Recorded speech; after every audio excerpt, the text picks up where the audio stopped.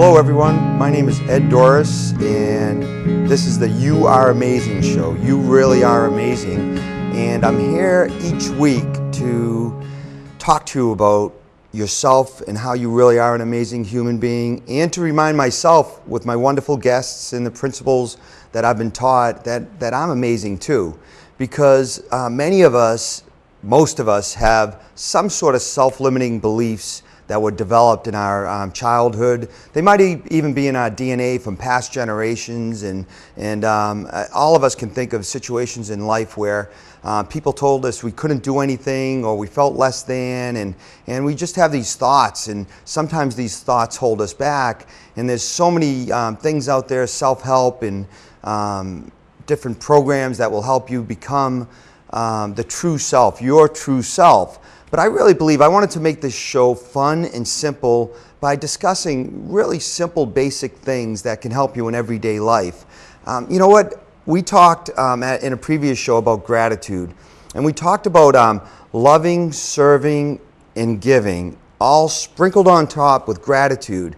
And those components are essential to help you birth the amazing person that you are. No matter what situation you're in now, if you're unemployed, if you have health concerns, if you have major challenges in your life, whatever situation you're in now, you can start being active by using certain principles that we're going to discuss in this show that will help you today, like right now. So that's really cool. So we talked about those components, like there are many programs out there that talk about achieving all these things and money and the red sports car, and they talk about visualization and thinking about it and dwelling on it, and that's how you manifest it. But like I've said before, if you have anger and you have resentments against people, and you're not willing to give, serve, and love, and then practice daily gratitude, getting to that point of abundance is very difficult, whether it's monetary or relationships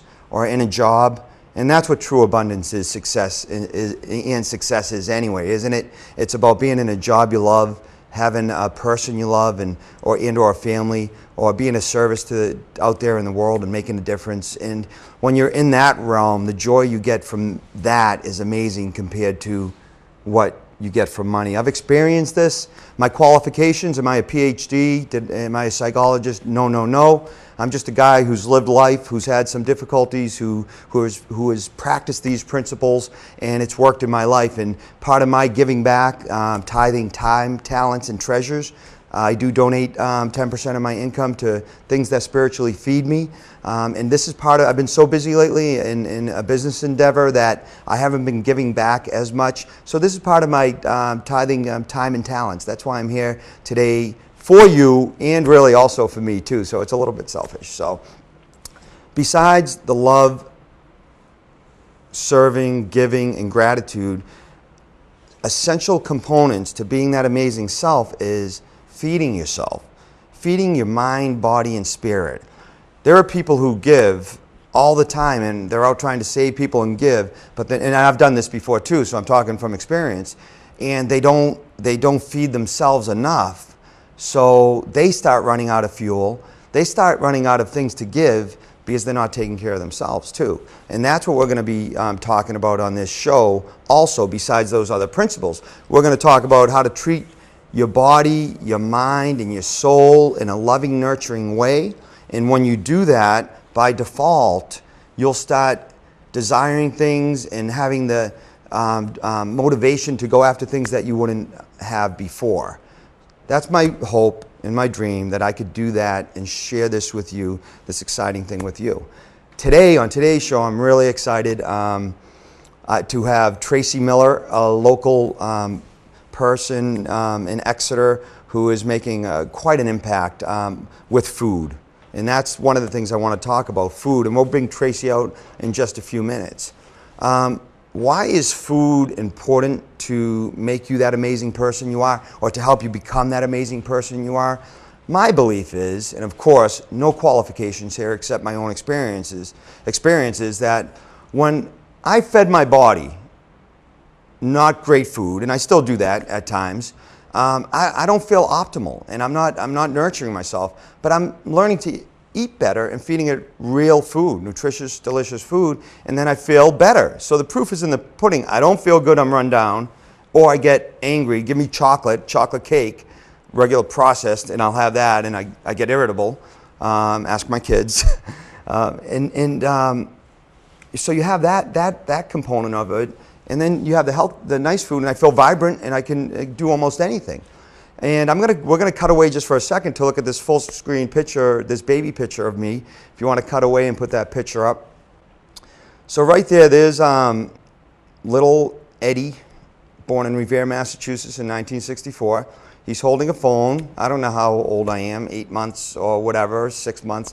But I'm a clean slate there. I'm a clean slate when it comes to food. I don't know what happened the first 6 months or what they gave my mother in the hospital, but at that point, I am a clean slate. So over the next many years, I ate the way we ate in the 70s and 80s. The McDonald's commercial when we were in the 70s, it rings in my ears, and going and getting excited about those fries and being excited about that meal, that McDonald's meal on a Friday night. And maybe at that time the beef wasn't as polluted as it is now, but we ate processed foods, the beginning of processed foods, and in the 50s, and the fast food, and then it came, this quick food mentality was born. People were working. The guys on Madison Avenue were doing a great job. They were marketing and telling you what you needed, and that was more cars, bigger houses, and shinier hair, and everything else, for happiness. And so we got more busy working and getting all into the stream of marketing and TV and what I want to be like, and seeing the beautiful people on TV and all that stuff. And so this generation of wanting more, having more, which comes, and I think it's good in many respects, brought us on a continual, over the next 30 years, continual slide with the food chain. Unfortunately, over time, people with very good intentions, it continued. They started with good intentions, but it continued with the growth of population, that they had to make more food, faster food, and they had to produce more meat in a quicker way. And now, if you research what's happening in the meat industry, you'll find cows that are, this industrial mass farming with cows that are being filled with antibiotics and steroids and being fed corn. They should be eating grass. They're being fed corn, GMO corn. I've read it's so funny, on both sides of the issues of economics and politics and whatever. You have very smart people writing white papers saying this is true, this isn't true. But again, at some point you have to say, what's common sense? And when I look at the food chain nowadays, and I look at the choices I'm making, I want to make decisions that feed my body real nutritious and delicious foods. I want to feed my mind, like we'll talk about on other shows. I want to feed my soul. I want to do these things. I want to have this self-love so I can really be that amazing person.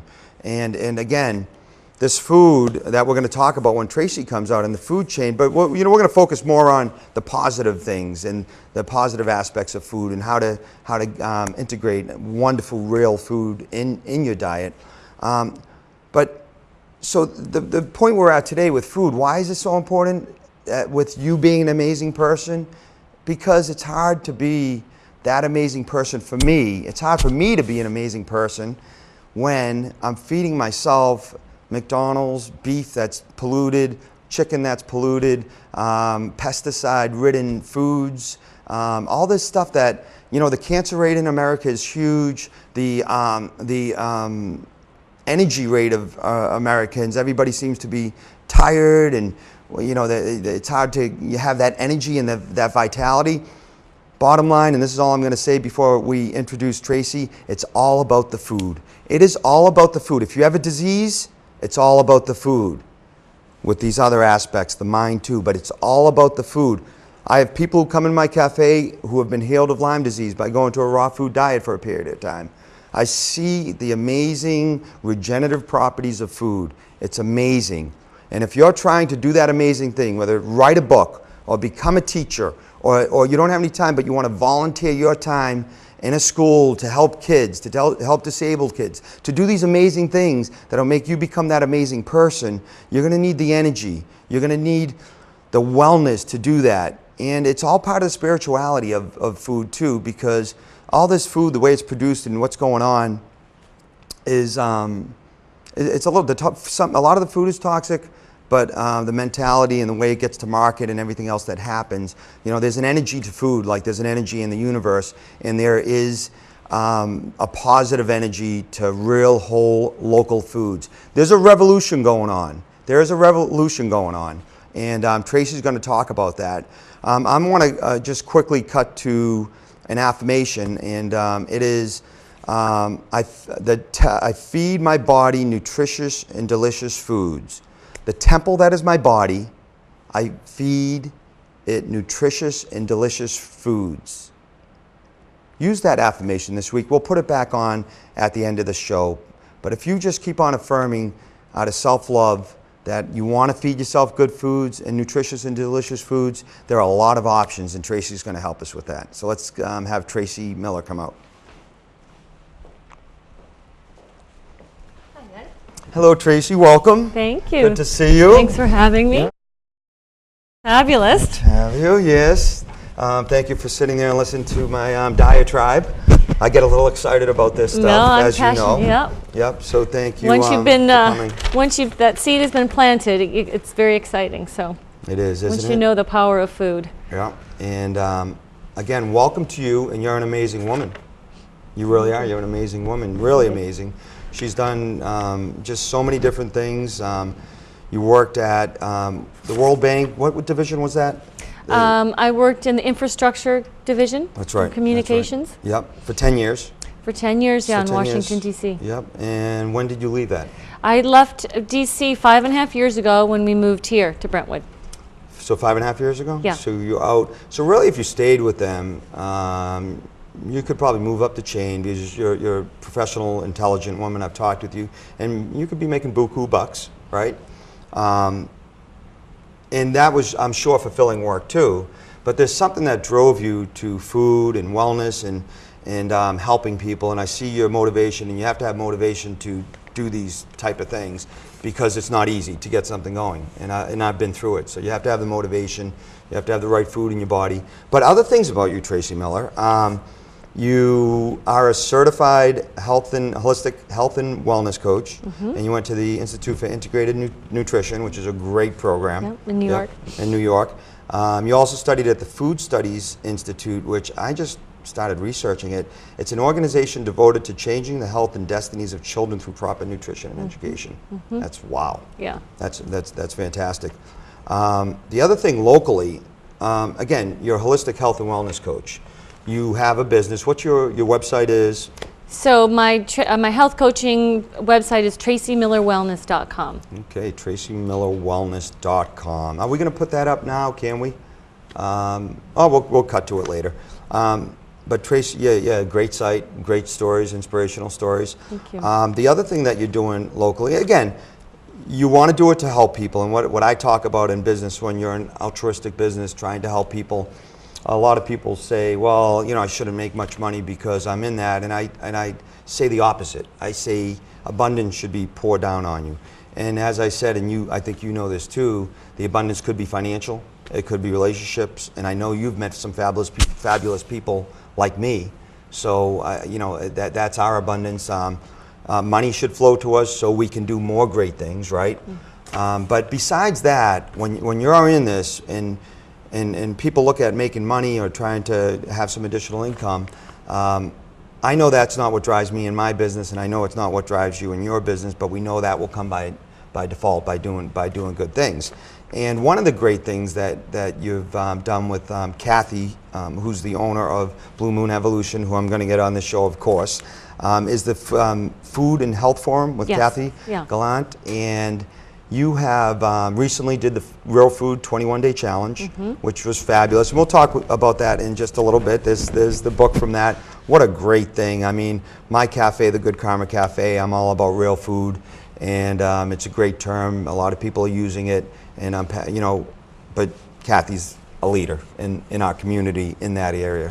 and we're definitely going to have her on. But Great, she'd be great. Yeah, and so thank you for doing that with her and all the wonderful things you're doing with Eastman Farm. There's another program you're doing to help business owners and farmers learn tools to become better business people, because that's what I found with farmers. You know, they may have great food, but somebody has to put them together to get them organized so we can have this real food movement flourish by getting them organized so restaurants who are under a lot of stress it's hard to plan 3 days in advance. Yeah, yeah. So that's another thing you're doing that isn't bringing in probably buku bucks, but is really helping the community. So I thank you personally for everybody who's being able to take advantage of that.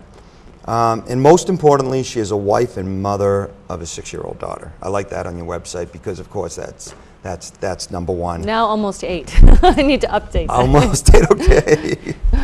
So those are the things that I wanted to tell everyone about you before, because you probably wouldn't. So I wanted to make you blush a little bit and say thank you, and really amazing. And now I want to know, because it's all about you're amazing and so many people aren't doing what they love. I have tons of self-limiting beliefs that were put in from I don't know where, and some I do know, that still kind of stop me at times. You know, I'm surprised to see with all the work I've done. But I've been able to work on them through all these things that we're going to talk about on the show, and self-love by feeding myself well. Have you had any experiences with self-limiting thoughts that got you to this point doing the amazing work you're doing now? Well, I think I really thought hard about this. I mean, there's sometimes little things that can have an amazing impact on you, and sometimes huge things. And I actually lost my mom when I was about 15 years old, and I remember my dad I have 2 brothers, and you know, we all sat down at the kitchen table, and my dad dutifully brought a therapist in and said, okay guys, you know, you've lost your mother, do you want to talk about it? And we all just sat there. You know, 2 teenage boys, they're not going to talk about it. And I remember the therapist saying, well, if you don't get this out of your system, if you don't grieve and you know, go through this process, then it's going to come back to haunt you, you know? So that always stuck with me. So of course I go through high school and college, and you know, keep thinking, I wonder when that's going to come back, you know, when that grief is going to come back, like it was a day that it would come and then it would pass. And what I realized is that your thoughts become your feelings. And, you know, the anger and the sadness and the grief, really that permeates every decision that you make. So if you don't get things out of your system, if you don't deal with them head on, confront them, and be realistic about what's happening to you in your life, and so many little things even, we repress them, we kind of push them down, and we pretend that they're not happening. So for me, it did come back. It kind of slapped me in the face when I was about 28, and I said, oh my God, I've got to deal with this, because it was not just that it was coming back, but your thoughts become your feelings, and your feelings become your actions. So, you know, and that's something I really learned throughout the food as well. I was kind of doing everything right with the food. I'd finished the Institute for Integrative Nutrition. Was eating, doing everything right, experimenting and eating all the right. Did you ever eat poorly? McDonald's, did you ever get excited about McDonald's? Oh, I've had my share of McDonald's. Yeah. I always thought I ate healthy. That's the scary thing. I always thought I was a healthy eater, and then I started to learn what healthy meant, and I realized I wasn't. So I've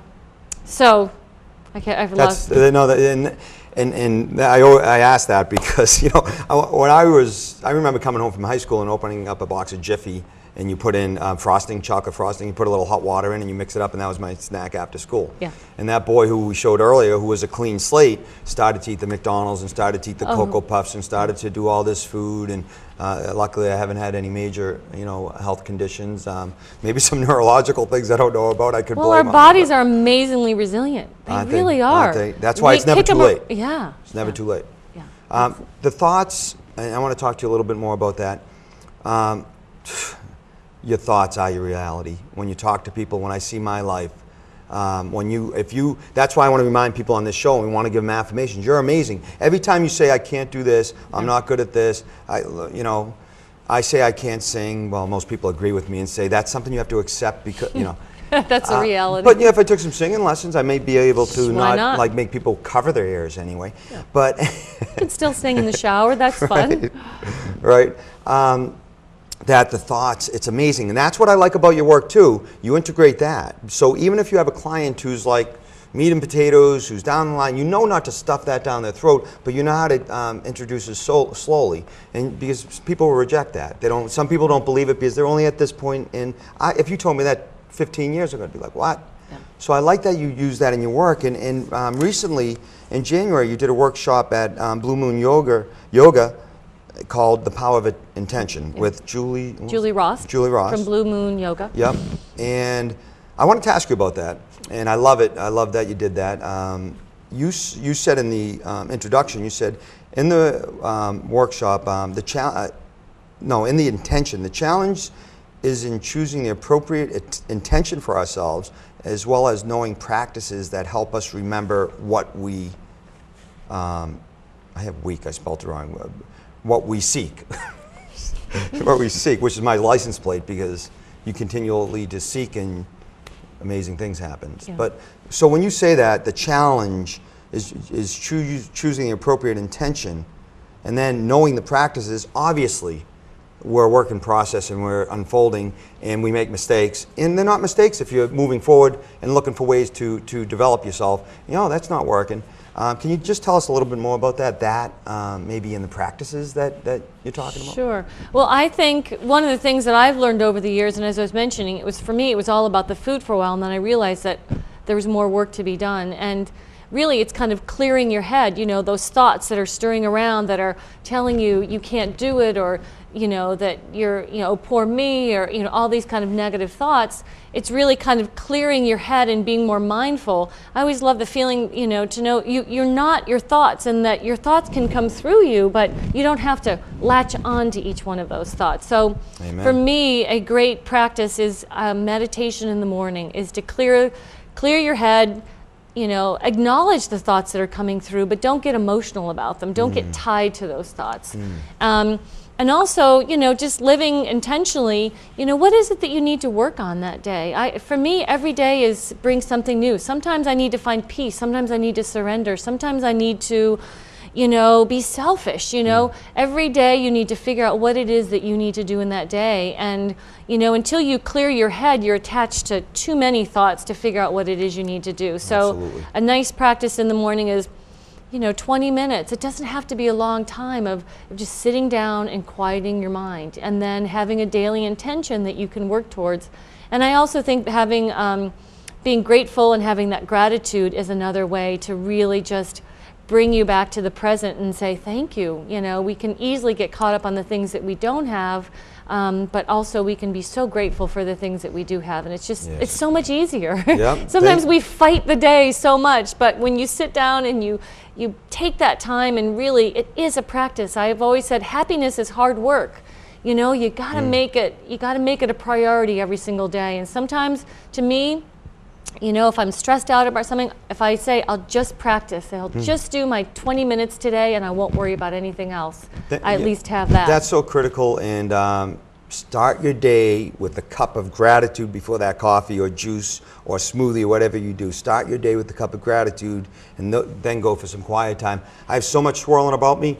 When I take that time to relax, and chill, I have to make the right decisions. Yeah. Because I don't like making the wrong decisions, and I do make them, and I do them all the time. And I'm like, well, you move too fast. Yeah. Staying quiet. Slow down. And so that's what you mean. You by slowing down, it's amazing. You make better decisions, and you're open to if it's right or wrong. So I thank you for that, and that's what we're about here. That's what we're about. What she just talked about. That underlies everything we talk about. We are our thoughts, and you have to nurture yourself. And what Tracey's doing with food, tell us what you're doing with food. Tell us how the viewers who are looking at, what's this guy talking about, that food's going to help me be an amazing self. I know it helped me a ton. We have like 5 minutes left, and I want to hear about your business. I want to hear about what you're doing in dreams and aspirations. So I think the most amazing thing about food is that it really can transform your life. And one of the things that I work with people, it's usually people come to me for two reasons. One, they are completely, they're eating mindlessly. They're not necessarily sick, but they're really eating mindlessly. They're not sure what to eat. They're confused about what to eating, or maybe they want to lose weight or something like that. But a lot of it has to do or they just want to change habits. You know, they know what they're doing is wrong, but they cannot change their habits. They know they shouldn't eat that chocolate brownie every day at, you know, 3 o'clock, but they just can't do it. A lot of the food's addictive now. Foods sugar fat. They talk about nicotine, but a lot of the food, that's why they make it the salt, the sodium, and the sugar. So what I try and do is two things. One, get people back to whole foods, because whole foods give your body everything it needs to digest and assimilate the nutrients. And two, I help them build that connection between what they eat and how it makes them feel. Everyone is different. Everyone needs different foods. Some people do better on meat, some people do better on grains. So you need to listen to your body, and it's such a gift to really figure out what those really subtle signs are when you have, you know, you don't have the energy that you want, or maybe you have a little headache, or you have an ache in your elbow. That's your body telling you that something's not right. So, you know, it's either something that you ate, or maybe you're not getting enough sleep. So what I try and do is get people through like a food and mood journal process, that they figure out what foods work for them and why and how, you know, and it's a process. It takes several months to figure this out. A lot of people want a quick fix, a pill or something, you know. I have a friend, just tell me the one thing I need to eat, and that's all I have time for now. But it really is a process, and once you build that connection between what you eat and how it makes you feel, it's a gift for life. You don't ever need a diet again, because your body is always going to tell you. But if you're popping aspirin and, you know, things to, you know, correct your digestion and acids and all those kind of things, then you're just suppressing it, and you're not listening to your body. I forget what drug this, my brother just told me the other day. I put him on a juice cleanse out of a company in Boston, and he was taking this acid reflux thing for the last 3 years. Yeah. And then just the month before, they upped it. After a week, he was off of it. Eating the right foods. Yeah, absolutely. It's amazing. And really, you know, everyone hears stories, and at minimum, what I try and do is plant the seed and then get people started on a journey. Because once they understand that and they're given that gift, it really is, you know, an opportunity to change. And there's no destination with health. It's a constant journey. I still experiment with foods. I still have days where I wish I would have eaten a little bit better. I still have days where, you know, I maybe didn't make the best choice, but I know how to get back on track. Can you tell me, and we have a minute left, how can you, you could do a free consultation. Yeah. These people just have to talk with you, even if you put them on the right path.